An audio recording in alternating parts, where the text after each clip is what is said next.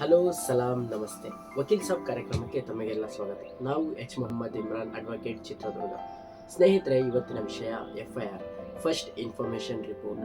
ಇದನ್ನು CRPC ಕಲಂ 154 ಅಂದರೆ 154 ಆಫ್ CRPC ತಿಳಿಸಿ. ಯಾವುದೇ ಕಾಗ್ನಿಸೇಬಲ್ ಅಫೆನ್ಸ್ ಅಂದರೆ ಸಂಜ್ಞೆ ಯಾವುದೇ ಪೊಲೀಸ್ ಅಧಿಕಾರಿ ವಾರೆಂಟ್ ಇಲ್ಲದೆ ದಸ್ತಗಿರಿ ಮಾಡಬಹುದಾದ ಅಪರಾಧಗಳಾಗಿರ್ತವೆ.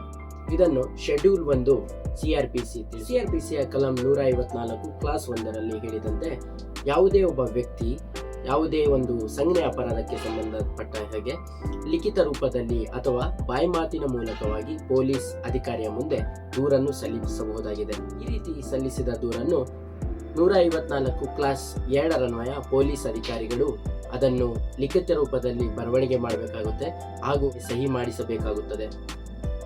154 ಕ್ಲಾಸ್ 3ರನ್ವಯ ದೂರುದಾರರಿಗೆ ಆ ಒಂದು ದೂರಿನ ಪ್ರತಿಯನ್ನು ಉಚಿತವಾಗಿ ನೀಡುವುದು ಪೊಲೀಸ್ ಅಧಿಕಾರಿಯ ಕರ್ತವ್ಯ ಆಗಿರುತ್ತದೆ. ಕೆಲವು ಸಂದರ್ಭಗಳಲ್ಲಿ ಪೊಲೀಸ್ ಅಧಿಕಾರಿಗಳು ಅಂತಹ ದೂರಿನ ಪ್ರತಿಯನ್ನು ಹಿಂತಿರುಗಿಸುವುದು ಅವಶ್ಯಕವಾಗಿಲ್ಲ ಎಂದು ಹೇಳ್ತಾರೆ. ಆದರೆ ವೀಕ್ಷಕರೇ, ಅದು ನಿಮ್ಮ ಹಕ್ಕಾಗಿರುತ್ತದೆ. ಕಲಂ 154 ಕ್ಲಾಸ್ 3ರನ್ವಯ ಯಾವುದೇ ಪೊಲೀಸ್ ಅಧಿಕಾರಿ ತಾವು ಹೇಳಿದ ಸಂಜ್ಞೆ ಅಪರಾಧಕ್ಕೆ ಸಂಬಂಧಪಟ್ಟ ಹಾಗೆ ಇರುವ ದೂರನ್ನು ಸ್ವೀಕರಿಸಲು ನಿರಾಕರಿಸಿದಂತಹ ಪಕ್ಷದಲ್ಲಿ ಆ ದೂರಿನ ಪ್ರತಿಯನ್ನು ಸೂಪ್ರಿಡೆಂಟ್ ಆಫ್ ಪೊಲೀಸ್ ಅಂದರೆ SP ಪೊಲೀಸ್ ಅಧೀಕ್ಷಕರಿಗೆ ಅದನ್ನು ಅಂಚೆಯ ಮೂಲಕ ರವಾನಿಸಬಹುದಾಗಿದೆ.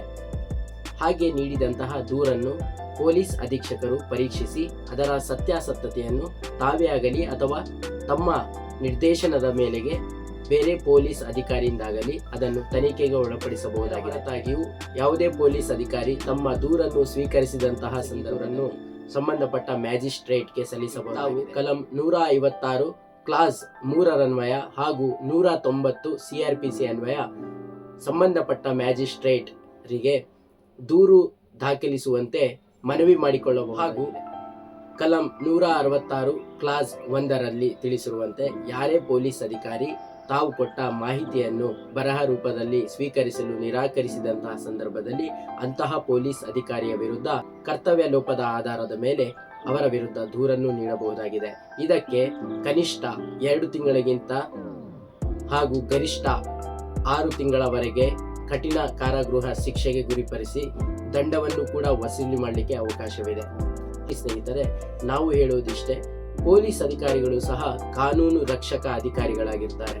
ಕಾನೂನಿಗಿಂತ ದೊಡ್ಡವರು ಯಾರೂ ಇಲ್ಲ.